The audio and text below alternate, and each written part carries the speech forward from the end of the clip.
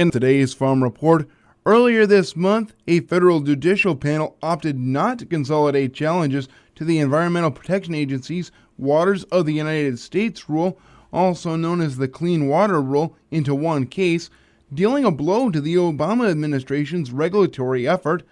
AgriPulse's Spencer Chase has more. Late last week, a judicial panel opted not to consolidate challenges to the Environmental Protection Agency's Waters of the U.S. rule into one case, dealing a blow to the Obama administration's regulatory effort. Critics of the rule contend that it would expand EPA authority over areas never intended by the Clean Water Act. So far, the legal process has been in favor of those challenging the regulation.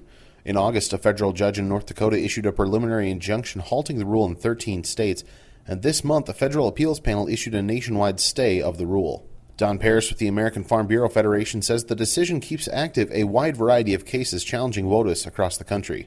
They made the decision that it was not in the country's best interest to consolidate these cases. So we have almost, 12, 13 cases that have been filed in district court. Ultimately, if the Sixth Circuit chooses not to hear this case and they say the case is best heard at the district court level, there's going to be cases going on all over the country. Paris said in the long term, this case has a chance to end up at the nation's highest court. The Obama administration has had a huge impact, at least on the circuit court here in the D.C. Circuit. And ultimately, what this case is destined for is Supreme Court review. And for that to happen, there's going to need to be different opinions about how this case plays out.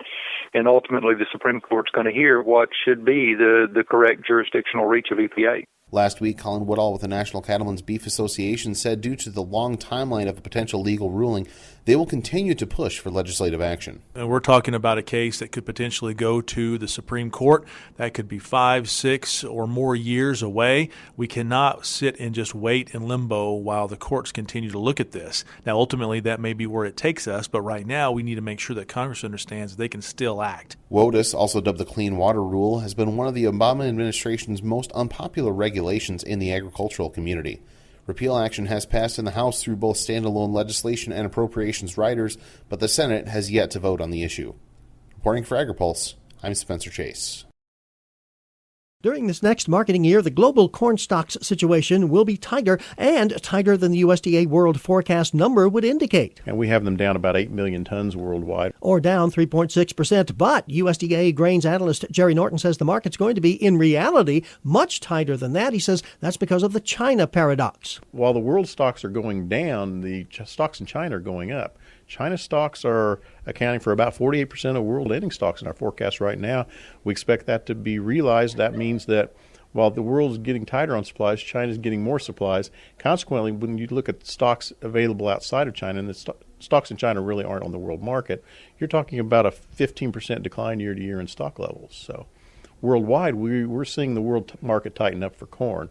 And some of the statistics, because they include China, kind of mask some of that tightening in world supplies. But even so, U.S. corn exports are projected slightly down again this year. Gary Crawford for the U.S. Department of Agriculture, Washington.